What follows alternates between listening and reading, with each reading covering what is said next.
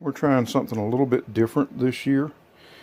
Back here in our sunroom, we've got a little shelf set up, and we've got some grow lights overhead, and we're seeing what we can do about continuing keeping some plants going. There's one of our roosters drinking out of a water pan out in the yard. But we've got some peppers that are still producing a little bit. We've actually got a couple of eggplants producing. A couple tomatoes that are still got little, let's see, still got little tomatoes coming in.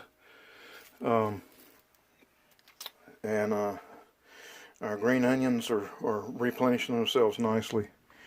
But what we got planned for later on down the road, and oh yeah, here's an apple tree we started.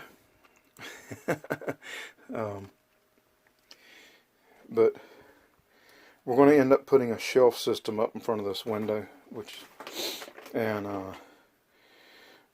make a basically an indoor seed starting greenhouse, to be able to continue growing a few things and start some seeds and all indoors. But just a little idea.